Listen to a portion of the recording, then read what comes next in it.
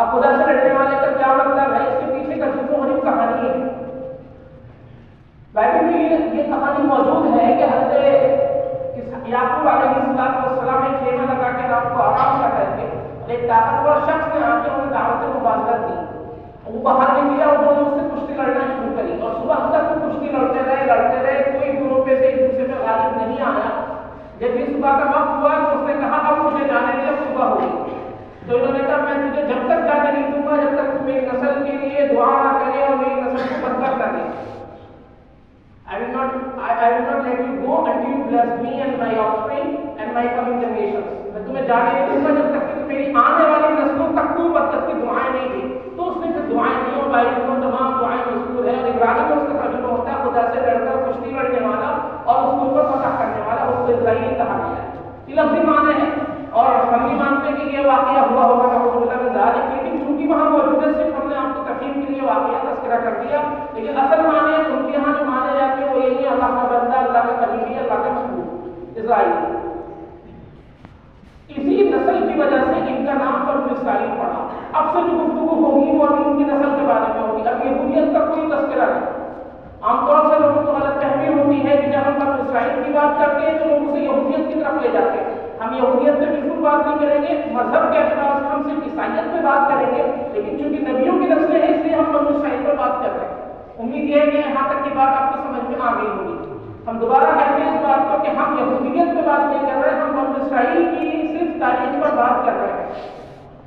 اب حضرت یعقوب علیہ السلام کے 12 بیٹے ہیں، 2 بیویاں ان کی بائبل میں تیسری کے بھی تذکرہ ہے، لیکن ہم 2 بیویوں کی بات کرتے ہیں جس سے ان کے 12 بیٹے تھے۔ 10 ایک بیوی سے تھے اور ایک بیوی سے حضرت یوسف علیہ السلام اور حضرت بنیامین تھے، یہ سب سے چھوٹے تھے۔ حضرت یعقوب تک ان کا وطن، اس پورے خاندان کا جو اصل وطن تھا، کیونکہ حضرت ابراہیم علیہ السلام نے اپنی اولاد کو ایسے بنایا تھا، اور بائبل میں حضرت ابراہیم علیہ السلام کی اولاد کے لیے خوب ساری دعائیں مذکور ہیں۔ اولاد کے لیے یہودیوں نے ان ساری خوشخبریوں کو، ان ساری دعاؤں کو حضرت اسحاق پر منتقل کر دیا۔ یہ ایک الگ موضوع ہے کہ وہ حضرت اسماعیل کا ذکر کو بالکل اڑا گئے، ان کے یہاں حضرت اسماعیل کا کوئی تذکرہ نہیں، اس لیے ان کو وہ اشماعیل، کیونکہ وہ حضرت حاجرہ کی نسل سے تھے تو کبھی کبھی بطور مذاق کے وہ حضرت اسحاق علیہ حضرت اسماعیل علیہ السلام کی نسل کو غلاموں کی نسل بھی کہتے ہیں۔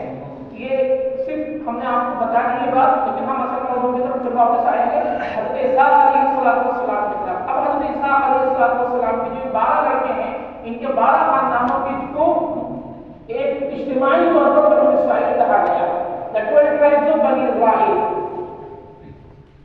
ان کے جو 12 خاندان، 12 بیٹے تھے، اس کے بعد ان کے 12 خاندان چلے آگے۔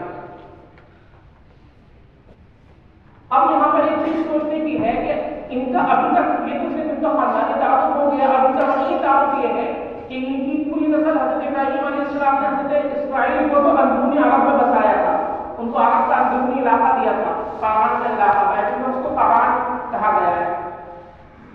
اور حضرت اسحاق علیہ السلام کو آج کے زمانے کا جو سیریا، فلسطین، لبنان، اس علاقے کے اندر بسایا تھا، جس کو اس زمانے میں آپ شام کہہ لیجیے، یہاں حضرت یا فلسطینی کہہ لیجیے، یہاں پر حضرت اسحاق علیہ السلام کی نسل کو بسایا، اور اسی علاقے میں حضرت یوسف علیہ السلام کا تذکرہ ہم شروع کرتے ہیں سورہ یوسف میں کہ حضرت یوسف علیہ السلام کے بھائیوں کو ان کے اوپر حسد ہوا کہ حضرت یعقوب علیہ السلام سے محبت کرتے، پھر انہوں نے اس کو کوشش کی کہ کسی طرح سے ہم ان کو لے جائیں۔ سورہ یوسف آپ نے پڑھی ہوگی، تفسیر میں سارے واقعات آپ کے سامنے آپ کو رکھا ہے، اس لیے ہم جلدی سے گزر رہے ہیں ان کے اوپر کیونکہ بات بہت لمبی ہو جاتی ہے ورنہ۔ تو حضرت یعقوب علیہ السلام سے اپنے باپ کی توجہ حاصل کرنے کے لیے انہوں نے ان کو حسد کیا، اور سوتےلے اور جو سب کا جو حسد ہوتا ہے یہ آپ جانتے ہیں۔ اس کے بعد انہوں نے کسی ذریعے سے ان کے قافلے کو بھیج دیا، اور وہ قافلہ سے جا رہا تھا، وہ شرق اردن سے نکل کر مدین کے کنارے ہو رہا اور اوپر ایجپٹ کی طرف جا رہا تھا۔ اور اگر آپ لوگ جغرافی تھوڑا بہت سمجھتے ہی ہوں گے تو آپ یاد رکھیے گا اس وقت تک، اس وقت جو سویس کینال ہے، جو سویس نہر ہے، جس سے پوری دنیا کا، ساری دنیا کے تقریباً 70% شپمنٹ، ساری دنیا کی جو تجارت ہے، ایکسپورٹ امپورٹ کی، وہ 70% جو راستہ وہی ہے، اس وقت تک سویس کینال نہیں تھی، یعنی ایشیا اور افریقہ اس وقت تک جڑے ہوئے تھے۔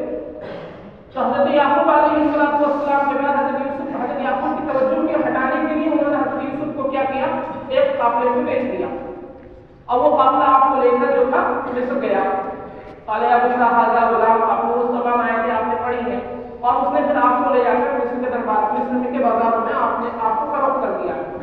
قرآن کریم کے حیرت انگیز ایک اور معجزہ یہ ہے، قرآن کریم میں ایک معجزہ یہ ہے جس میں بائبل کو بڑی غلطی ہوئی۔ قرآن کریم نے آپ نے سورہ یوسف پڑھی ہے، سب نے پڑھی ہے یہاں پر؟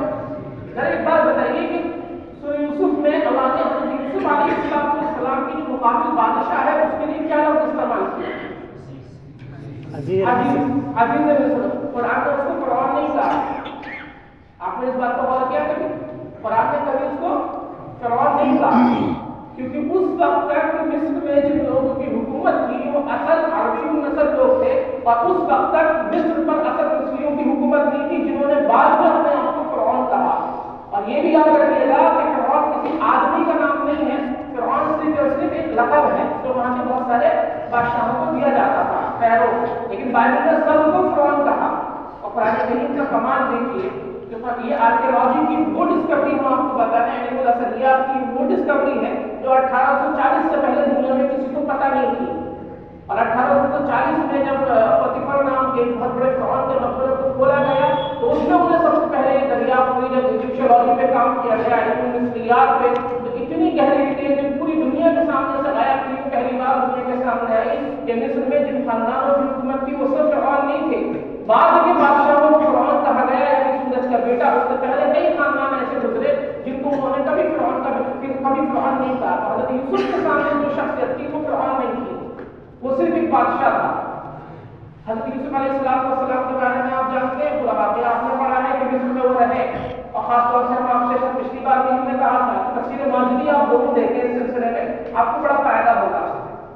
اس کا جو انداز بیان ہے وہ ہمارے اس محاذے سے بڑا ملتا جلتا ہے، اس کو آپ ضرور دیکھا کریے اردو میں، اگر اردو میں ہی دیکھنا چاہتے ہیں، ورنہ تو ہم آپ سے منع کریں گے آپ اردو میں نہ پڑھیں، کیونکہ آپ عالم ہیں، آپ کو اردو میں پڑھنا ہندی میں کہیں گے شوبھا نہیں دیتا، آپ اس لیے اردو میں کچھ نہ پڑھیں، کوشش کیجیے کہ آپ عربی کی کسی اچھی تفسیر میں اس کو پڑھیں، تفسیر غازی میں پڑھنے تو بہت اچھا ہے، آپ اردو میں پڑھیں ان صورتوں کو۔ یہ ہر ایک بات درخواست ہم نے آپ سے کر دی۔ اس کے بعد حضرت یوسف علیہ السلام جب مصر پہنچ گئے، اور مصر پہنچنے کے بعد آپ کے ساتھ واقعہ آیا کہ آپ کو چین بھیج دیا گیا، غالباً آپ ایک چھوٹی سی عمر میں مصر آ گئے اور 8-9 سال کا عرصہ آپ نے غالباً جیل میں گزارا، اس کی ہمارے پاس کوئی تحقیق نہیں، صرف تاریخی بات ہے۔ اور اس کے بعد وقت آیا کہ اللہ رب العزت نے آپ کو ایک قیدی سے اٹھا کر عزیز مصر ہی بنا دیا، پوری مصر کی حکومت گویا کہ آپ کے پاس آ گئی۔ آپ کے معجزات کو دیکھ کر مصر کے لوگوں نے یقین کیا، وہ جو وہاں پر آپ سے پوچھا گیا کہ اس کے ملک کے حالات خراب ہونے والے ہیں، آپ بتائیے، تو آپ نے اس کا راستہ بتایا، اس کے نتیجے میں مصر محفوظ رہا، تو آپ کے ذریعے سے کیا ہوئے، آپ ایک دن عزیز مصر بن گئے، حضرت یوسف علیہ السلام۔ یہاں پر آ کر ایک چیز کا فرق محسوس کریے گا کہ حضرت یوسف علیہ السلام اس ملک کے اصل رہنے والے نہیں ہیں، حضرت یوسف علیہ السلام فلسطین سے آئے ہیں یا کنعان سے آئے ہیں، آپ کی زبان، آپ کی گفتگو یہ سب الگ ہوگی۔ پھر جب آپ کو اللہ رب العزت نے وہاں پہ قرار دے دیا، آپ کو حکومت دے دی، تو آپ نے فوراً اپنے والد حضرت یعقوب علیہ السلام کو لے کے بھیجا، انی لأجد ريح یوسف، مجھے آگے یوسف کی خوشبو آتی ہے، لیکن تو آپ نے بھیجا کہ آپ نے تشریف لے آئیے، پھر وہ تشریف لے آئے، حضرت یعقوب بھی آئے، اپنے بھائیوں کو بھی بلایا انہوں نے، اور جتنے بنو اسرائیل کے خاندان تھے ان سب کو آپ نے کیا کیا، مصر میں بلا لیا، اور مصر میں اللہ نے ان کو بڑا قرار دیا، تمکین دی، اور یہ بڑے بڑے عہدوں پہ یہ لوگ کیا ہوئے، فائق ہو گیا، پورا مصر گویا کہ ان کے ہاتھ میں آ گیا۔ حضرت یوسف علیہ السلام، لیکن آپ ایک چیز یاد رکھیے کہ جب بھی باہر کے لوگ آ کے کسی چیز پر بیٹھتے ہیں تو مقامی لوگوں سے فطرت ہوتی ہے کہ وہ فطرت اندر سے برداشت نہیں کرتا کہ یہ لوگ باہر سے آئے، لیکن چونکہ کچھ کر نہیں سکتے تھے، حکومت یوسف علیہ السلام کے پاس تھی، حضرت یوسف اللہ کے نبی بھی تھے، بادشاہ بھی تھے اور اللہ کے نبی بھی تھے، تو اس لیے کچھ کر نہیں سکتے تھے، اور پھر آپ کا حسن انتظام جو ملک کو اچھے سے چلا رہا تھا اس کی وجہ سے لوگ خاموش بیٹھ رہے، لیکن جیسے ہی یوسف علیہ السلام کے جیسے تشریف لے گئے، انہوں نے کیا کیا، فوراً جو مصر کے اصل رہنے والے جو لکھی ہیں، اصل مصری ہیں، جو کوپٹک کا جو آدمی موجود ہے، انہوں نے فوراً اپنے اندر کی بھی حسد کو وہاں کے لوگوں پر پھیلانا شروع کیا کہ دیکھو یہ لوگ دھیرے دھیرے ہر چیز پر قابض ہوتے جا رہے ہیں، اب ہمیں ان لوگوں سے اپنی حکومت کو واپس لینا ہے۔ اور پھر انہوں نے وصف کیا جو قرآن میں ہے کہ انہوں نے تمہارے بچوں کو قتل کیا، تمہاری بچیوں کو زندہ رکھا، اور پھر تمہیں بیگان لینے پہ لگا دیا۔ یہ جو احرام مصر آپ دیکھ رہے ہیں، عجیب و غریب دنیا کی حیرت انگیز عمارتیں ہیں، اور one of the 7 wonders of the world دنیا کے جو 7 عجوبوں میں سے ایک بقیہ عجوبہ ہے جو مصر کے جو اہرام ہیں پیرامڈس انہیں بنانے میں بہت بڑا ہاتھ انہوں نے اسرائیل کے غلاموں کا دیا ہے.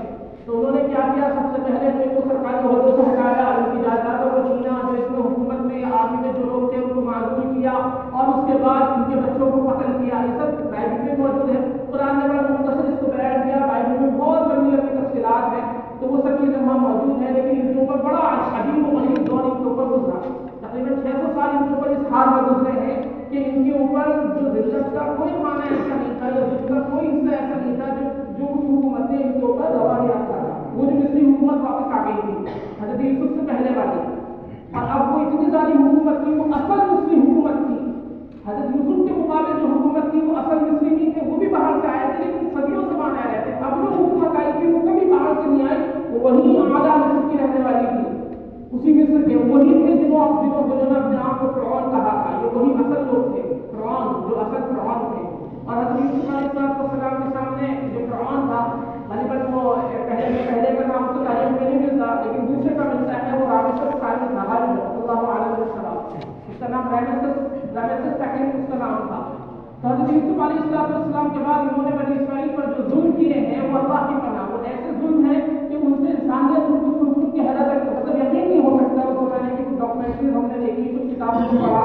یوسف سے ایک بہت بڑا رائٹر ان کا گزرا ہے، اس نے لکھا کہ فرعون نے وہاں کی ساری دائیوں کو حکم دیا کہ اگر لڑکا پیدا ہو تو قتل کر دو، لڑکی پیدا ہو تو اس کو باقی رکھو، اور باقی سب لوگوں کو لے جا کر شہر میں بیگار لگانے پر یعنی اینٹیں بنانے پر لگا دیا. یہ لوگ محنتیں کرتے رہے ریگستان میں، ہزاروں بیچارے وہیں مارے گئے.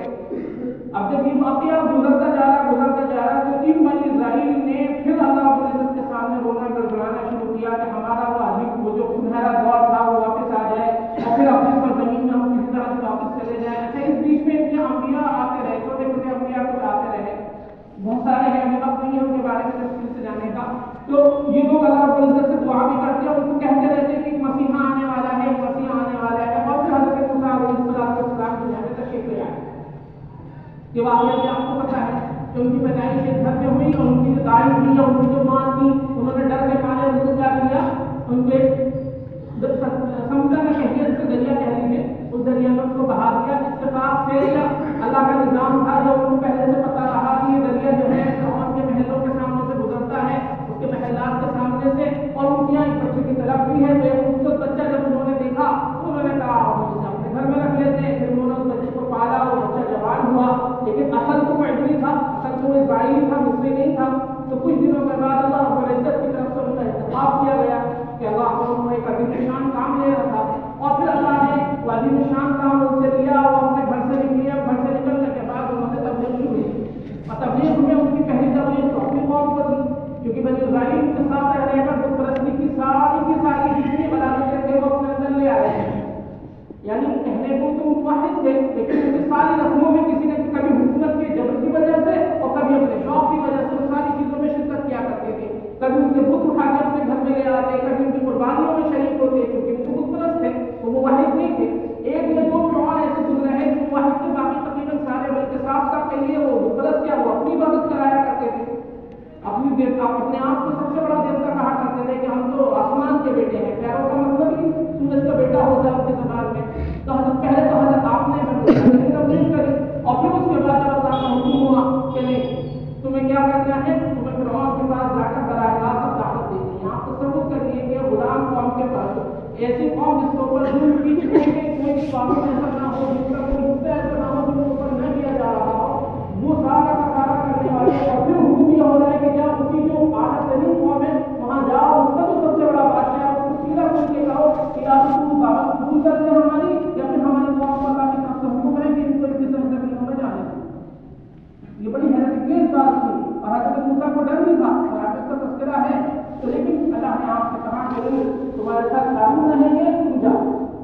یہ سب چیزیں ان کے موجود ہیں بائبل میں. میں آپ کو خلاصہ بتاتا جا رہا ہوں کہ بائبل کی شروع کی 5 کتابیں ہیں خلافہ کی، اس کے اندر یہ ساری تفاصیل موجود ہے. ہمارے تفسیر کی کتابوں میں بہت ساری چیزیں مل جاتی ہیں. قرآن تو صرف ان چیزوں کا تذکرہ کرتا ہے جس کا تعلق ہدایت سے ہوگا. قرآن کا کمال یہ ہے کہ قرآن مختصر سے انداز میں ساری بات کہہ دیتا ہے. اس کے بعد حضرت موسیٰ علیہ السلام کو دعوت دیتے رہے، فرعون کے جاتے رہے. پھر وہ جادوگروں کا واقعہ ہوا، یہ بھی آپ کے علم میں ہے. جادوگروں کا واقعہ ہونے کے بعد جب بات کھل گیا हो गई कि अब ये आदमी का फिरौन ईमान नहीं ले आने वाला, तो आपने अपने कौम से कहा कि हिजरत करनी है। अब जाहिर सी बात है बनी इस्राइल में 1 2 4 5 तो थी नहीं, 15 20 लोग तो थी नहीं जो खामोशी से हिजरत करके चले गए। ये पूरे मिस्र में फैले हुए थे। आज मिस्र से लेकर जो उनका एक बड़ा शहर था उस जमाने में या मिस्र बोलते थे उसको, तो उसके आसपास भी थे, मिस्र के निचले हिस्से में भी थे, ऊपर के हिस्से में भी थे, चारों तरफ मिस्र में फैले हुए थे, यानी नील नदी के उधर उधर। अब हज़रत मूसा अलैहिस्सलाम का जब इशारा मिला होगा तो ये लोग तैयार हुए। तैयार होने के बाद उन्होंने निजाम बनाया और ये लोग मिस्र से फिलिस्तीन की तरफ हिजरत कर गए। हम फिर आपको दोहराएंगे कि इस वक्त जो सुएज कैनाल है, सुएज नहर इस वक्त बनी है जिसके ऊपर अभी मिस्र में कब्जा है, उस जमाने में सुएज कैनाल नहीं थी। एशिया और अफ्रीका जो थे वो जुड़े हुए थे एक तरह से, हालांकि बहुत छोटा सा हिस्सा है लेकिन वो जुड़े हुए थे। अब आमतौर से लोगों को ये धोखा लगता है कि जब वो फिरौन ने आपका पीछा किया अपनी सारी फौजों को लेकर, तो आपके सामने कौन सी नदी आई थी? नील। यही हम आपको सुनना चाह रहे थे। कभी नहीं आई रास्ते में, हमें क्या देखिए कौन सी नदी आई? हाँ, बिल्कुल सही, नील नदी कभी नहीं आई। इसलिए वजह उसकी ये है कि जब जहाँ पर बनी इस्राइल की आबादियाँ हैं, अगर आप उस जमाने के नक्शे देखें, हमारे पास बैठने हम ला नहीं सके या इंशाल्लाह कभी अगर मौका दिया तो जब पर हम आपको दिखाएंगे। जो जमाने की मिस्रियों की आबादी थी उसको ये लोग रूट ऑफ एक्सोडस बोलते हैं, हिजरत का रास्ता, और उसमें उन्होंने मेहनत की है। जैसे हमारे यहाँ तरीक़ुल हिजरा में लोगों ने काम किया कि आप अलैहिस्सलाम की हिजरत की, उनकी रास्तों से होकर गुजरी और आज किन गाँव से आप गुजरे हैं हिजरत के वक्त, इस तरह से उन्होंने भी काम किया। फिर फिरौन ने आपका पीछा किया और फिरौन ने पीछा करने के बाद समुद्र तक फिरौन का पहुंचना और उसके बाद फिरौन का गर्क होना, इसको यूसुफ में यूनुस में भी मौजूद है और बहुत सारे हिस्सों में है। और आखिर में अल्लाह ने कहा, उसने आखिर में जब देखा कि मैं गर्क हो रहा हूँ तो आप कहता है कि अब तो मैं मूसा तुम्हारे रब आ रहा, मैं तुम्हारे रब पर अब ईमान लेके आया। तो लेकिन चूंकि उस वक्त ईमान में आके बात नहीं होगा, मैंने कहा अब क्या फायदा, अब तो जो होना था वो हो गया, अब फिर अल्लाह ने उसकी लाश को क़यामत तक के लिए महफूज कर दिया। आप अब जो है आप बनी इस्राइल को लेकर इस नदी से उतरे हैं और फिलिस्तीन की तरफ चले हैं, हज़रत मूसा अलैहिस्सलाम। और अभी तक आपको कोई शरीयत कोई किताब नहीं मिली है, इस बात का आप ध्यान रखिए। अभी तक सिर्फ नबी की तरफ से जो हुक्म मिलते हैं वो उस पर अमल कर लेते, सिर्फ तौहीद की इबादत का तरीका नहीं जानना, हमें नहीं पता। अब आप फिलिस्तीन की तरफ आ रहे हैं। अभी आप सिनाई के जो मैदान है जो इस वक्त इस्राइल के पास है, 1967 की जब इस्राइल ने इस पूरे इलाके में कब्जा कर लिया था, आप उस रेगिस्तान से गुजर रहे हैं। अब जब यहाँ पहुँचते हैं तो यहाँ पहुँचने के बाद कौम को जरा सा सुकून मिला, जो अभी तक उसका कई सौ सालों से जुल्म थे, और जुल्म भी ऐसे नहीं, आप जानते हैं किस तरह के जुल्म थे। मौका होगा कि वो कभी आप तफसील देखिएगा, उसके खुद इंसान करके लग जाए कि कभी कभी किसी मिस्री का जी चाहता कि वो अपने घर के अंदर कुछ दावतें करते तो इस्राइली को पकड़ के लाते और लाने के बाद उनको खड़ा करते और खड़े करके उनको आग उनके ऊपर जला दी जाती, सिर्फ इसलिए तो उसके घर में रोशनी हो जाए। सिर्फ चंद लोगों को जला के, जिंदा इंसानों को जला के उससे रोशनी कर दी जाती। कभी हाथियों पर खेल देखना होता तो किसी हाथी को भूखा रखा जाता और भूखा रखने के बाद उसके आगे बहुत सारे मिस्रियों को डाल दिया जाता, हाथी को कुचलता और मिस्रियों की तकलीफ का एक सामान हो जाता। कोई एक फिटेयर था जो बाद के दौर में रोमियों में ईसाइयों के साथ किया, उसकी भी थोड़ी शक्लें उस जमाने में मौजूद थी। इतने जुल्म के बाद हज़रत मूसा अलैहिस्सलाम आपको लेकर कहाँ पहुँच, फिलिस्तीन की तरफ हिजरत कर रहे हैं और आप सीना में पहुँचे।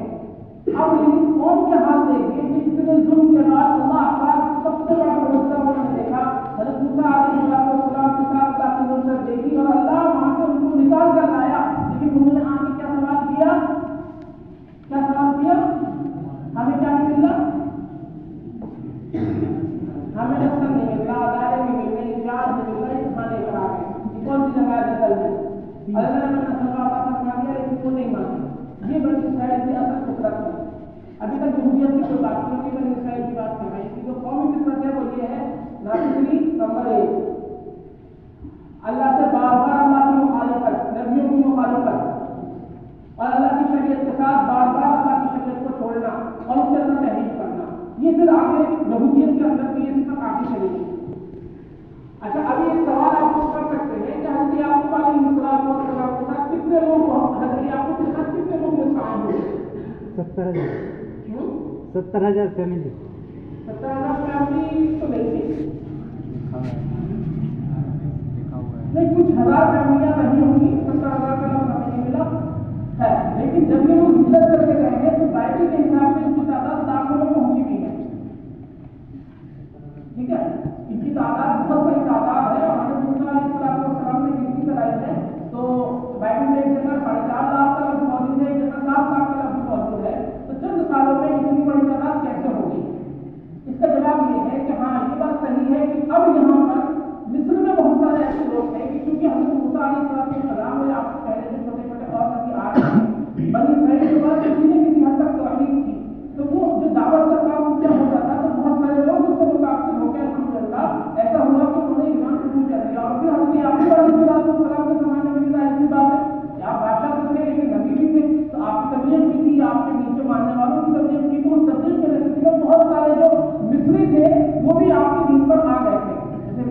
مسلمان ہیں, اب مسلمان آنے کے بعد انہوں نے ایمان قبول کر لیا, تو وہ بھی جو باہر سے مسلمان آئے وہ تو ایک جیسے ہو گئے کہ نہیں ہو گئے. یہی بعیدی صورتحال وہاں پر تھی, تو اس لیے وہ بھی اگر ہجرت کا موقع آیا تو اس والے لوگ بھی ہجرت کر کے یہاں پر آ گئے. کیونکہ جب آپ تعلیم پڑھیں گے تو بار بار آئے گا کہ بعید کے لیے اگر انشاءاللہ آگے مطالعہ کرنے کا آپ کو ذوق ہو اس موضوع پر, آپ بعید پڑھیں گے تو آپ کو اس میں ملے گا کہ اتنا بڑا خیمہ لگا, اس میں اتنے سارے لوگ تھے, یہ تھا وہ تھا, وہ تمام تفاصیل آپ پڑھیں گے تو آپ اس وقت کنفیوز نہ ہو, اس لیے ہم نے آپ کو یہ بات بتا دی. اب حضرت موسیٰ علیہ السلام ان کو لے کر کہاں آ گئے؟ سنائی کے میدان پر آ گئے جہاں کوہ طور ہے. یہاں پہنچنے کے بعد اللہ کی طرف سے پہلی بار آپ کو بلایا گیا 40 دن کے لیے. آپ اوپر تشریف لے گئے, ایک قوم نے پیچھے اپنی حرکتوں سے قوم باز نہیں آئی, اس نے نہ جانے کیا کام شروع کر دیے. سامنے کا واقعہ آپ نے پڑھا ہے, سونے کے زیورات پہنانے والا واقعہ آپ کو پڑھا ہے.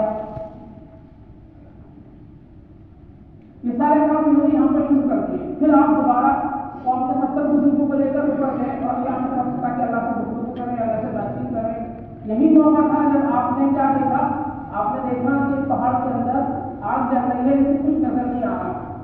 پھر اس آگ کے قریب سے ایک آواز آتی ہے کہ موسیٰ اپنے جوتے اتارو, میں 5 جگہ کھڑے ہوں, اپنے جوتے اتارو. یہ موقع ہے پہلی بار اللہ رب العزت حضرت موسیٰ علیہ السلام سے ہم کلام ہوا. یہ سب سے خاص موقع ہے اور ہماری گفتگو کا ٹرننگ پوائنٹ بھی ہوگا. حضرت موسیٰ علیہ السلام کو اللہ کی طرف سے اب شریعت دی جا رہی ہے. اب جب قوم وہاں سے نکل کر آ گئی, ساری پریشانیاں ختم ہو گئی, اب دشمن کا کوئی خوف نہیں ہے, اب سب کے سب اطمینان کی زندگی پر آ گئے. اب اللہ کی طرف سے تدریجاً اب آپ کو اللہ کی طرف سے شریعت عطا ہوئی. پہلے احکام عشر عطا ہوئے تھے, اب نئی تقسیم عطا کی ہے. اب یہ تقسیم ہمیں نہیں پتا اس پر تقسیموں پر احکام عشر ہی لکھتے تھے یا اور باقی کچھ اور چیزیں بھی لکھی تھی, لیکن غالباً ان احکام جو پتھر کی تقسیاں تھیں, جو پتھر کے 2 تقسیاں موسیٰ علیہ السلام کو عطا ہوئی تھی, ان کے اوپر بائبل میں جو احکام عشرہ آئے ہیں, 10 کمانڈمنٹس, جس میں سے سب سے پہلا حکم جو ہے, کسی کو پتا ہے کون سا حکم ہے سب سے پہلا؟ پچھلے سال جو لوگ موجود تھے وہ بتائیں. سب سے پہلا حکم 10 کمانڈمنٹ میں پڑھتا ہے. پچھلے سال جو لوگ تھے وہ ہیں پر بھول گئے. بائبل کا جو سب سے عظیم حکم ہے ان کی شریعت کا اور ہماری شریعت کا بھی, اس کا نام ہے شمع. ہندی میں کہہ لیجیے, اصل میں تو سامع ہے. اور آپ یہی لفظ آج تک اپنی اذان میں استعمال کرتے ہیں. عبرانی میں آپ کو سنا ہوگا شمع اسرائیل ادنائی الہی ادنائی اوقت, کہ سنو اسرائیل کے لڑکوں, سنو اسرائیل کے بچوں. سب سے بڑا حکم یہ ہے کہ ہمارا جو پروردگار ہے وہ صرف ایک پروردگار ہے. یہ عبرانی میں نے پڑھی, عربی سے بڑی ملتی جلتی زبان ہے, آپ کوشش کرتے ہیں تو آپ بھی سیکھ سکتے ہیں. ہمارے جو ساتھی ہیں تو آپ کو بہت اچھی آتی بھی ہے. تو یہ ان کی شریعت کا سب سے بڑا حکم تھا جو احکام عشرہ ہے, 10 کمانڈمنٹس. ان 10 کمانڈمنٹ میں سے سب سے پہلا حکم ہے کہ تو اپنے دل, اپنے جان سے سب سے زیادہ کا کسی سے محبت کر, تو اس سے محبت کر, کیونکہ وہ پروردگار صرف ایک پروردگار ہے, اس کے سوا کوئی پروردگار نہیں. یہ احکام عشرہ کا پہلا حکم ہے. اس کے بعد جو عام حکم ہے, تمہیں چوری نہیں کرنی, تمہیں کسی کو قتل نہیں کرنا, کسی کی بیوی کو بگاڑنا نہیں, کسی کے گھر کے اندر فساد نہیں ڈالنا, اور اس طرح کے اور باقی احکامات ہیں. اپنے پڑوسی کو نہیں ستانا. یہ حضرت موسیٰ علیہ السلام کو یہ حکم ملا. ابھی آپ شریعت لے کر نیچے آئے ہیں اور قوم نے دوسرا کام کر لیا, اور بچہ پوچھنے میں لگے. اتنی محبت کہ پورے سے کھول کر گرا دی گئی ہے. اور انہوں نے کیا کیا, انہوں نے سارا الزام سامنے پہ لگایا, ہم نے تو کچھ بھی نہیں کیا, ہمارے پاس بہت سارے زیور تھے. اور بائبل میں جہاں تک موجود ہے کہ باقاعدہ انہوں نے کیا کیا, وہاں سے نکل کے آ رہے تھے مصر سے. تو بائبل میں حکم تھا کہ ہر خاندان کے بڑے سے کہا کہ تم اپنی بیوی سے کہو کہ اپنی پڑوسن سے زیور مانگ لے, اور تم بھی کچھ مانگ لو, کیونکہ مصری معاشرے میں مرد زیور پہنتے تھے, اور بھی پہنتی تھی. تو ان سے مانگ کے لائے تھے رات کو کہ کل کو واپس کر دیں گے. سب سے مانگے اور کسی نے واپس نہیں کیے, اور سب لے کے یہاں آ گئے. یہ یہودیت کی خصلت ہے, لوگوں پر سب کچھ جمع کرنا, ادخار اپنے ساتھ جمع کرنا, اور کسی کو کچھ واپس نہ کرنا. کیونکہ اب یہودیت شروع ہو چکی ہے, اب صرف بنی اسرائیل نہیں رہے. پھر اس کے بعد واقعہ پیش آیا کہ انہوں نے سامنے جیسا آدمی تھا ان کے اندر, اس نے اس بچے کو بنایا, اس کے اندر سے آواز نکالی, سب سے جو تھا عبادت کرائی اس کی. آپ سب جانتے ہیں, آپ نے پڑھا پھر بقرہ کو, اور دوبارہ سے پڑھیے گا. اور اس کے بعد اللہ کے طرف سے حکم نازل ہوگا کہ جس نے عبادت کری ہے اس کے رشتہ دار اس کو قتل کریں, کیونکہ اب وہ نسل نہیں رہ سکتی جو شرک شریعت کے ساتھ آئی ہے. ابھی تک شریعت نہیں ملی تھی, اب شریعت مل گئی. شریعت ملنے کے بعد اگر کوئی کام کرتا ہے تو اب بخشش نہیں ہو سکتی, اس لیے سب کو قتل کرو. ان سب کو قتل کیا گیا اور 40 سال تک ان کو اسی ایک استعمال میں بھٹکنے کے لیے چھوڑ دیا گیا تاکہ وہ جو پرانی نسل ہے وہ بالکل ختم ہو جائے, اس میں سے کوئی بھی باقی نہ رہے. کیونکہ جو مصر سے آئے تھے وہ سارے کے سارے جو مصر کی وسیعت ہے اور ایجپشیولوجی ہے, علم مصریات, وہاں کے دیوی دیوتا, ہال ہے, وہ سب چیزیں وہ سب وہیں ختم ہو جائیں. اور یہاں سے جو نسل فلسطین کی طرف جائے وہ عظیم الشان نسل ہے, اس نے کبھی کسی بھی دودھ کے آگے سر نہ جھکایا. اور حضرت موسیٰ علیہ السلام کا وہیں انتقال ہوا اور آپ کے بعد آپ کے جو دوسرے حضرت عیسیٰ علیہ السلام آپ کے بعد آپ کا خلیفہ بنے, وہ اس نسل کو لے کر آگے چلے گئے. اب جب فلسطین پہنچ گئے ہیں تو وہاں پہ وہی وہ آباد ہے جس نے پہلے بتایا تھا, بہت پہلے عمالقہ. اس عمالقہ کے ساتھ جب مقابلے کی بات آئی کہ انہوں نے کہہ دیا ہم تو ان سے نہیں لڑ سکتے. یہ بات انہوں نے حضرت موسیٰ سے پہلے بھی دعوت دی, جب بھی کہیں کہ جب فلسطین پہنچ گئے تو حضرت عیسیٰ سے بھی انہوں نے یہ بات کہی. لیکن حضرت عیسیٰ نے اپنے چند ایمان والوں کو لیا جو صحیح ایمان پر آپ کے ساتھ موجود تھے, آپ نے ان کو لیا. باقی جو قوم کو منافق تھے وہ پیچھے بیٹھ گئے. انہوں نے صاحب کہہ دیا ہم کو لڑیں گے, تم جاؤ اور ہم کیا کرتے ہیں, ہم بیٹھے ہیں, ہم آرام سے بیٹھے ہیں, تم جاؤ تم لڑو جا کر. تو پھر اس کے بعد یہ لوگ ہمارے پاس انہوں نے جہاد کیا, دھیرے دھیرے دھیرے دھیرے پھر اللہ رب العزت نے ان کو کچھ دنوں کے بعد واپس کیا اور یہ فلسطین لوٹ کر آ گئے. یہ حضرت موسیٰ علیہ السلام کا واقعہ ہے. حضرت موسیٰ علیہ السلام کے تک ان کا جو زمانہ تقریباً گزرا, یہ آپ سے آپ اندازہ کر لیجیے, آپ سے تقریباً 3000 سال پہلے کا زمانہ ہے. ٹھیک ہے نا, 3500 سال موسیٰ علیہ السلام کا زمانہ ہے, آج کے زمانے سے فرق ہے. اس میں 200-300 سال اوپر نیچے ہو سکتے ہیں کیونکہ جو الگ الگ تقریبیں ہیں, الگ الگ کیلنڈرز ہیں, ان کے حساب الگ الگ ہوتے ہیں, لیکن ہم ایک اندازے کے طور پر کہتے ہیں. پھر حضرت موسیٰ علیہ السلام کے بعد یہ قوم اب ان کے پاس شریعت آ گئی. اب ان کے پاس انشاءاللہ جب دوسرے تیسرے دن ہم بائبل پر بات کریں گے تو اور دوسری چیزوں پر بھی بات کریں گے, تو انشاءاللہ آپ کو ہم پوری بائبل کی تفصیل سمجھ میں آ جائے کہ بائبل کیا ہے, اس کا وجود کیا ہے, اس کے جو نیو ٹیسٹمنٹ ہے, اولڈ ٹیسٹمنٹ ہے. ابھی چونکہ صرف آپ کو یہ اس لیے چیزیں بتائی جا رہی تاکہ آپ کو اگلی چیزیں سمجھنے میں آسانی ہو. کیا سچی بات سب کو سمجھ میں آ گئی؟ تو اگر آپ کو کوئی سوال ہے تو آپ یہاں پہ سوال کر لیں. تھوڑا سا کیونکہ دو تین لوگ پھر سونے لگے اس لیے ان کو جگہ ضروری ہے, تو اگر کسی کو کوئی سوال ہے تو یہاں سوال کر سکتا ہے 5 منٹ کے لیے.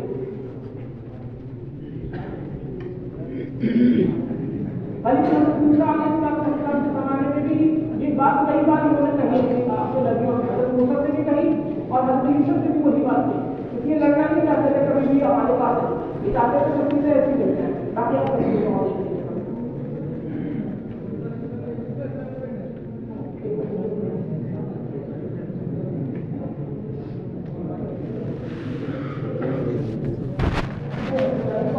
اب کبھی ہمارے جو حافظ صاحب تھے انہوں نے ابھی جو قرآن کریم پڑھا تھا تو اس میں جب انہوں نے سب سے پہلی آیات پڑھی تھی تو اس میں انہوں نے ایک آیت پڑھی تھی وَقَضَيْنَا إِلَىٰ بَنِي إِسْرَائِيلَ فِي الْكِتَابِ لَتُفْسِدُنَّ فِي الْأَرْضِ مَرَّتَيْنِ وَلَتَعْلُنَّ عُلُوًّا كَبِيرًا. لَتُفْسِدُنَّ فِي الْأَرْضِ مَرَّتَيْنِ بڑی اہمیت کا حامل ہے. اس کو آپ سمجھنے کی جب کوشش کرتے ہیں تو اب وہ زمانہ آ رہا ہے جہاں لَتُفْسِدُنَّ فِي الْأَرْضِ مَرَّتَيْنِ کی بات ہوگی. حضرت موسیٰ علیہ السلام کے بعد جب فلسطین واپس آ گئے, اللہ نے ان کو سکون بھی دے دیا, اطمینان بھی دے دیا, شریعت بھی مل گئی. تو اب دھیرے دھیرے ان کے اندر کیا تھا, اب ان کی اجتماعیت بھی بڑھنے لگی, اب حکومت بھی بڑھنے لگی. ابھی تک یہ الگ الگ قبیلوں میں تھے, اب دھیرے دھیرے ان کی مرکزیت واپس آنے لگی اور ان کے اندر داعیہ دوبارہ سے پیدا ہونے لگا کہ ہم اب اللہ کے گھر کی تعمیر کریں, یعنی اللہ کے گھر کو ہم بنائیں. اللہ کا گھر وہیں تھا جہاں مسجد اقصیٰ ہے, جہاں اور نبیوں نے بہت سارے نبیوں نے عبادت کری ہے, ہم وہیں آ کر اپنے اللہ کے گھر کو بنائیں گے. لیکن ان کے آپس سے اختلاف چلتے رہتے تھے.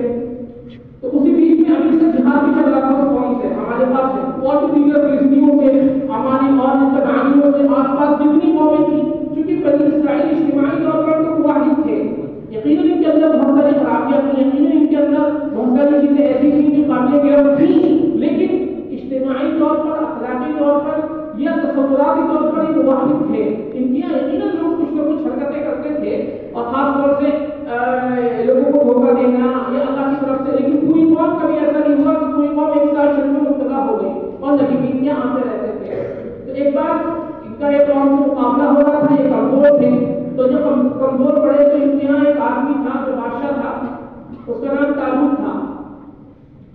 تو جالوت مقابلے کے لیے نکلا اور دوسری طرف جو اور قومیں تھیں وہ بڑی خطرناک تھی. انہوں نے ایک بڑے خطرناک لمبے چوڑے آدمی کو اس کی عجیب و غریب تفصیلات ان کی کتابوں میں موجود ہیں اس کو بھیجا.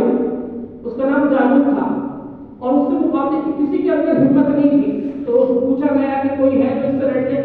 حضرت داؤد علیہ السلام نے دعوت کو قبول کیا اور آپ حالانکہ جسمانی اعتبار سے اس سے کم تھے لیکن بڑے آپ شجاع تھے اور بہادر تھے اور آپ نکلے اور آپ نے اس کو مباشرت میں قتل کر دیا.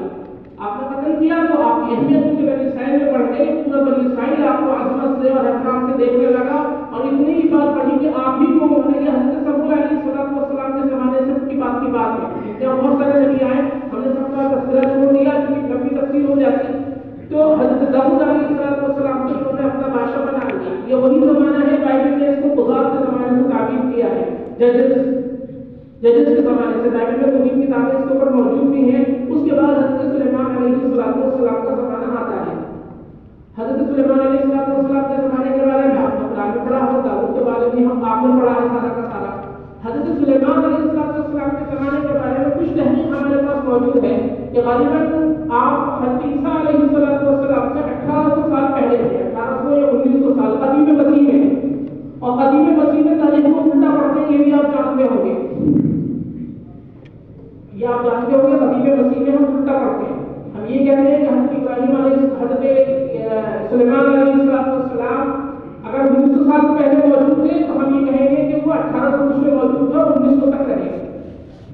حضرت سلیمان علیہ السلام کا زمانہ تھا اور یہ وہ زمانہ ہے جو ان کے اعتبار سے ان کا سب سے زیادہ عظیم الشان زمانہ ہے. سنہرا دور کہہ لیجیے, گولڈن ایجز کہہ لیجیے ان کی. کہ حضرت سلیمان علیہ السلام نے پورے علاقے پہ کنٹرول کیا, سارے نبیوں کو ختم کر کے جب کیا اور پھر آپ تورات کو لے کر اور دوسرے نبی انبیاء کے اور جو رشتے یا اور جو صحائف تھے ان کو لے کر آئے اور سب سے عظیم الشان کام اللہ کے گھر کو تعمیر کیا. اور پہلی بار اللہ کا گھر اس زمین میں قائم کیا گیا. اور پھر پہلی بار سے مطلب بات یہ ہے کہ ان کی وہاں سے غلامی میں آنے کے بعد اور پھر اللہ کے گھر کو تعمیر کیا گیا اور اس کے اندر آپ نے بہت بڑے پیمانے پر قربانی کی اور پورے بنی اسرائیل کے آس پاس کے علاقوں سے جتنی اور قوموں کے مندر تھے, معبد تھے یا اور قربانی دینے کی جگہیں تھیں اور بھی جو چیزیں تھیں, شرک کے سارے نشانوں کو, شرک کے تمام محاصر کو, مظاہر کو آپ نے پاک کر دیا. وہ حضرت سلیمان علیہ السلام کا زمانہ تھا. حضرت سلیمان کے زمانے کے بعد زمانہ شروع ہوتا ہے.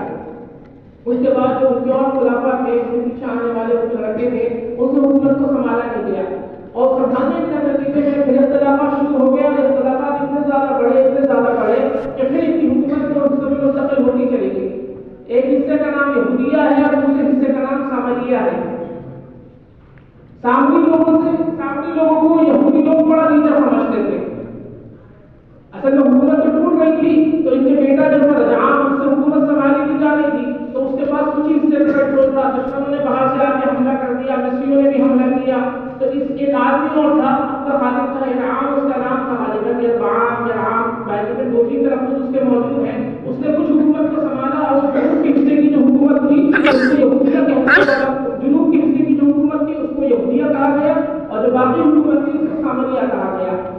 ان دونوں حکومتوں میں اختلاف یہ تھا کہ جو یہودیہ والے تھے یہ یروشلم کے اسی معبد میں عبادت کرتے تھے جس کو حضرت سلیمان علیہ السلام نے تعمیر کیا تھا, اور باقی جو لوگ تھے انہوں نے اس عبادت خانے کو قبول نہیں کیا اور ایک اور پہاڑ تھا اس کے اوپر اپنا عبادت خانہ تعمیر کیا, وہیں جا کر وہ عبادت کیا کرتے تھے.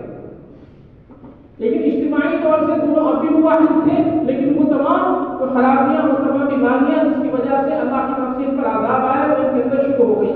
اور پھر انہوں نے نبیوں کے ساتھ مذاق کیا اور مذاق اتنا بڑھا کہ پہلے نبیوں کی دعوت کو جھٹلایا اور پھر انہوں نے دھیرے دھیرے اور جو آس پاس قومیں تھیں.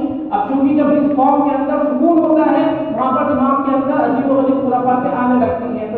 تو جو برابر کی قومیں تھیں ان کی دیوتاؤں کو آنے لگے, ان کی عورتوں سے شادیاں شروع کر دی اور شادیوں کے بعد ان کی معاشرت آنے لگی اور اجتماعی طور سے وہ تمام خرابیاں آنے لگی. آخرت کو ختم کر دیا گیا.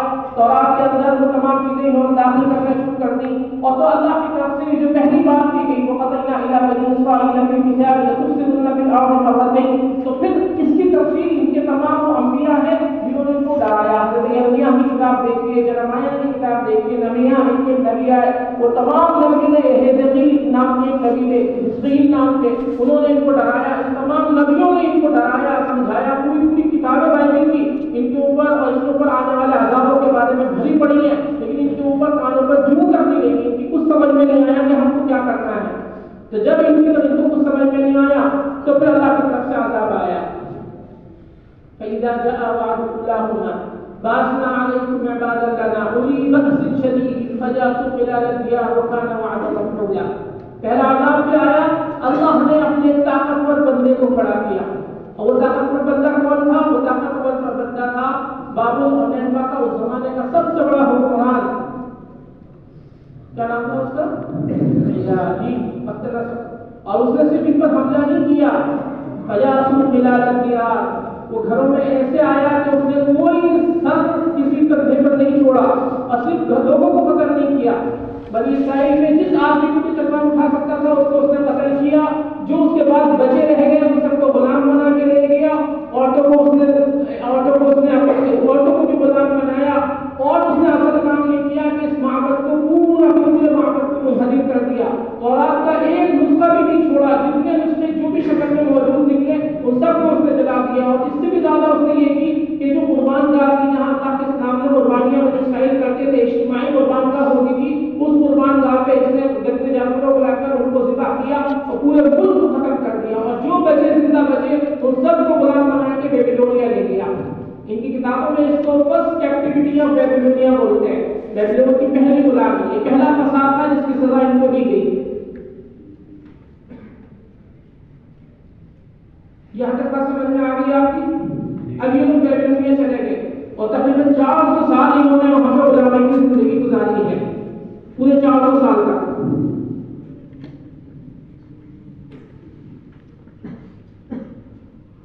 اب اس غلامی میں کے ساتھ کیا کیا ہوا بتانے کی ضرورت نہیں ہے، لیکن حیرت انگیز بات یہ ہے کہ غلامی میں پریشانی میں بھی یہ اپنی خواصوں سے نہیں چوکتے تھے۔ اب جب پہلا پارہ پڑھے تو آپ کو پتا ہوگا کہ بابل میں اللہ کی طرف سے ایک اور آزمائش آئی تھی، آپ کو پتا ہے نا، بابل میں اللہ کی طرف سے ایک آزمائش اور آئی، اللہ نے 2 فرشتوں کو بھیجا، ہاروت کو اور ماروت کو، ٹھیک ہے، اور ان سے کیا سیکھا انہوں نے؟ ان سے جادو سیکھا۔ وہ اللہ کی طرف سے ایک آزمائش تھی، چونکہ بیبیلونیا کلدانیہ دنیا میں اس وقت میں جادو کے سب سے بڑے مرکز میں سے ایک مرکز تھے، ان کا جادو پوری دنیا میں مشہور تھا، غلام ہیں، پریشان ہیں، لڑائی ہو رہی ہے، اور جو بھی ذلت کی جو چیز ہو سکتی تھی وہ ہو رہی ہے۔ اور حال میں بھی کہا یہ تھا کہ اس جادو کو سیکھنے میں سب سے زیادہ رکھتے تھے جس کے ذریعے کیا کیا جا سکتے، میاں بیوی میں لڑائی کرائی جا سکے، تو اس جادو کو انہوں نے سیکھا، صرف سیکھا نہیں۔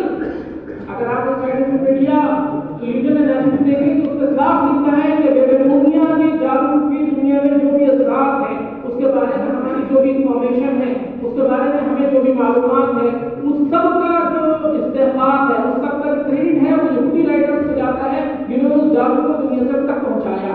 یعنی اگر یہ نہ ہوتے تو جادو انہیں کے ساتھ ختم ہو گیا ہوتا بیبیلونیا کا، لیکن اس جادو کے بارے میں انہوں نے صرف سیکھا نہیں بلکہ شاگردی کا ایسا حق ادا کیا کہ اس جادو کو آج تک لوگ ختم نہیں کر سکے۔ یہ ان کے حالات تھے۔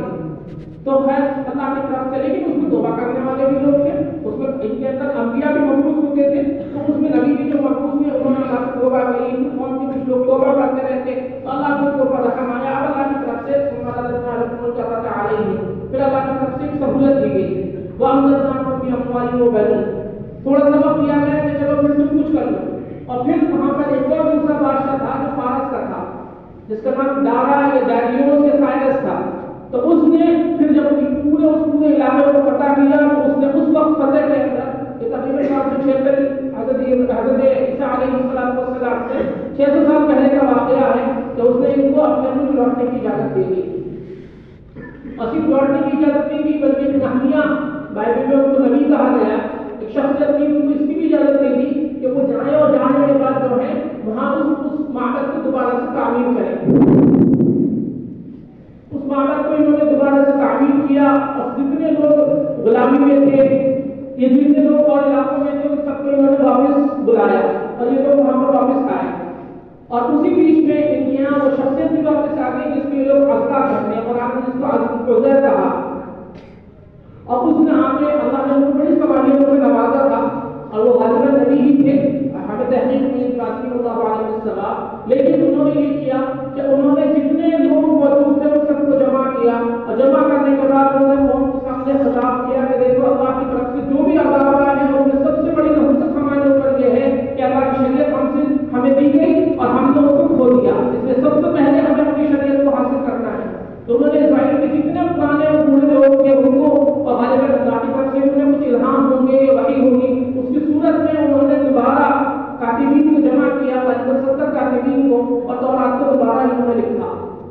تو اسرائیلی بھی بڑی یہودی اور اسرائیلی بھی بہت انہیں عظمت ان کی عظمت کرتے ہیں، ان سے محبت کرتے ہیں اور ان کو بڑا مانتے ہیں کہ وہ مجدد تھے گویا کے، وہ جو کوئی بھی تورات تھی ان کی وجہ سے ہمیں واپس ملی، اور انہوں نے اسرائیل کے لیے نظام زندگی مرتب کیا کہ اللہ کی طرف سے ایک عذاب ہم پہ آیا، ہم نے نہیں مانا، اللہ کی نافرمانی کی، اللہ نے ہمیں آگے بھیجا، اب اللہ کی طرف سے ایک مہلت ملی ہے، اس مہلت کا صحیح سے استعمال کر لو اور اپنی غلط کاریوں کو چھوڑ دو۔ اور پھر یہ جو زمانہ ان کا گزرا ہے، یہ 500 سال پہلے کی بات ہے، حضرت عیسیٰ سے تقریباً 300 سال کا زمانہ ان کا بڑا سکون سے گزرا، حالانکہ اور چھوٹے چھوٹے واقعات ہوتے رہتے تھے کچھ نہ کچھ، لیکن پھر بھی اس کے لیے بڑا سکون کا یہ وقت تھا۔ اور لیکن یہ سکون ان کا بہت دنوں تک نہیں رہا، دنیا میں طاقت ہوتی جس کو لوگ دنیا سکندر کے نام سے جانتی ہے، اور غالباً 300 کچھ عیسوی کا قریب مسیح کا واقعہ ہے کہ ان کے ملک پر سکندر آیا اور اس نے حملہ کیا، اور حملہ کرتا ہوا وہ آگے نکل گیا، اس میں ان کا بڑا نقصان ہوا، تو سکندر تو رکا نہیں، لیکن سکندر کے پیچھے جو اس کے اور سیناپتی کہہ لیجیے، اس کے کمانڈرز کہہ لیجیے، اس میں کچھ لوگ وہاں رکے رہے اور ان پر حکومت کرتے رہے۔ اور یہ تقریباً واقعات جو ہیں حضرت عیسیٰ علیہ السلام کے دنیا میں آنے سے تقریباً 70 سال پہلے تک ان کی یہی حالات رہے تھے، اور حضرت عیسیٰ علیہ السلام کے آنے سے تقریباً 70 سال پہلے ایک اور شخص 70 سال کی تقریباً حضرت عیسیٰ علیہ السلام سے 300 سال پہلے تک ان کی یہی حالات رہے، پھر انہیں کیا ایک شخص اور بڑا ہوا جس کا نام چونکہ اب حکومت رومیوں کی آنے لگی تھی تو اس نے پھر ان کی مخالفت کری، ان کا نام مقامی تحریک تھا، مقامیوں کی تحریک تھی، انہوں نے دوبارہ سے حکومت لینا چاہی، بغاوت کری، پہلے تو بڑے نقصان کرے لیکن دھیرے دھیرے وہ حکومت پر قابض آتے ہو، قابض آ گئے اور پھر حکومت گویا کہ یہودیوں کے پاس واپس آ گئی، لیکن بہت دنوں تک واپس نہیں رہی۔ 100 کچھ قریب مسیح میں تقریباً حضرت عیسیٰ سے 150 سال یا 200 سال پہلے آسیریوں کا ایک بادشاہ تھا اینٹیپس، اس نے بڑا زبردست حملہ کیا اور بڑا ان کا زبردست قتل عام کیا اور پوری دنیا سے ان کو مٹا دینا چاہتا تھا۔ اسی بیچ میں ان کے ایک آدمی پیدا ہوا جس کا نام ہیروڈس تھا، حضرت عیسیٰ سے تقریباً 100 سال پہلے کی غالباً بات ہے، وہ بڑا سمجھدار آدمی تھا، اس کے اندر یہ صلاحیت تھی، اس نے یہودیوں کو بھی سمجھا لایا، اس نے رومیوں سے بھی صلح کر لی اور حکومت اپنے ہاتھ میں لے لی، ان سے کہا کہ تمہیں میں ٹیکس دے دوں گا، ان سے کہا کہ میں تمہارا آدمی ہوں، وہ یہ حکومت اس نے اپنے ہاتھ میں لے لی اور اس کی حکومت چلتی رہی، لیکن حضرت عیسیٰ سے کچھ سال پہلے آخر میں اس کی حکومت حضرت عیسیٰ کے بعد ختم ہوئی، لیکن کچھ سال پہلے اس کی حکومت کا یہ حال ہوا کہ رومیوں نے کچھ سال سے برداشت کیا، اس کے بعد رومیوں نے کہا کہ اب براہ راست ہم اس ملک کو اپنے ہاتھ میں لے لیتے ہیں، تو انہوں نے اس ملک کے اوپر حملہ کیا اور پورے فلسطین کو، شام کو اپنے صوبہ یہودیہ کے نام سے بنا لیا اور اپنے گورنر یہاں پر رکھ دیا، اس سے کہا کہ تمہارے ہاتھ میں دیسی ملک، تمہارے ہاتھ میں مقامی حکومت ہوگی، لیکن گول ٹیکس ہمارے ہاتھ میں ہوگا، جیسا کہ انگریزوں کے زمانے کے اندر آپ کو پتا ہے کہ انگریزوں کے زمانے کے اندر مسلمانوں کی اور غیروں کی کئی ساری چھوٹی چھوٹی حکومتیں یہاں پر پرنس اسٹیٹس جو ہوتی ہیں، جیسے رامپور کی، حیدرآباد کی، جونا گڑھ کے نواب تھے، بھوپال کے نواب تھے، اسی طرح کی کوئی ایک حکومت انہوں نے یہودیوں کے ہاتھ میں دی تھی، لیکن اصل حکومت اس زمانے میں رومیوں کی تھی۔ اب حضرت عیسیٰ علیہ السلام کا وقت یہاں پر آ گیا، یہاں تک پہنچنے کے بعد ان کی صورتحال آپ ایک بات اور سمجھ لیں، کیونکہ حضرت عیسیٰ کے حالات کو سمجھنے کے لیے تاریخ اہم ہے۔ ملک کے حالات یہ ہیں کہ پورے ملک کے حالات یہ ہے کہ پورے ملک کے اوپر اصل حکومت رومیوں کی ہے، جو رومن ایمپائر تھا اس کی، لیکن جو مقامی حکومت ہے وہ یہودیوں کی ہے، لیکن وہ بھی تقریباً رومیوں کے رنگ میں رکھی ہوئی ہے۔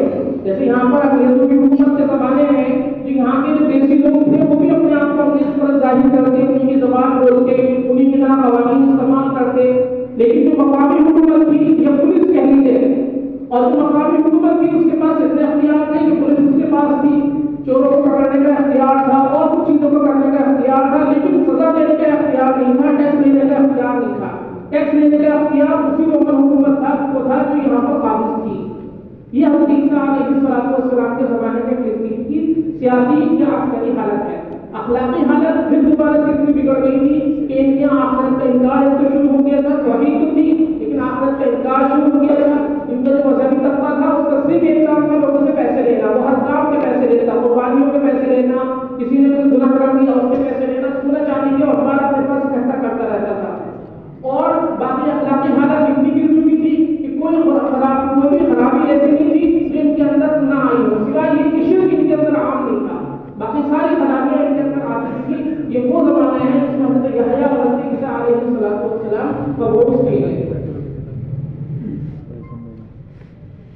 آپ نے حضرت سلیمان علیہ السلام کا زمانہ پوچھا تھا، کس نے پوچھا تھا سلیمان کا زمانہ؟ حضرت سلیمان علیہ السلام کا جو اصل زمانہ ہے وہ حضرت عیسیٰ علیہ السلام سے تقریباً 970 سال پہلے کا ہے. تو حضرت عیسیٰ کے زمانے میں آپ اور ایڈ کر لیجیے تو کتنے زمانے کتنے سال بنتے ہیں؟ تقریباً 3200 سال بنتے ہیں. بھائی 2200 سال حضرت عیسیٰ علیہ السلام کو پوچھ جاتے اور کچھ سالوں میں باقی میں آپ 900 سال اور ایڈ کر لیجیے 3000 سال سے کچھ اوپر. اور 100-150 سال ہم نے آپ کو بتایا کہ کیلنڈر میں کئی چیزیں تقریب میں آگے پیچھے ہوتی ہے، اس کی وجہ سے اس کا فرق آ جاتا ہے. تو یہ حضرت عیسیٰ علیہ السلام کے زمانے تک ہم یہاں پہنچ جائیں گے. حضرت ابراہیم سے لے کے حضرت عیسیٰ علیہ السلام تک، خاص طور سے یہودیت، خاص طور سے بنی اسرائیل کی تاریخ. اب آپ جو سوالات کرنا چاہیں وہ کر لیں، باقی اگر آپ بتائیں بھائی حضرت عیسیٰ کا آج شروع کیا جائے یا کل کیا جائے؟ ٹھیک ہے، آپ 5 منٹ آپ سوالات کر سکتے ہیں.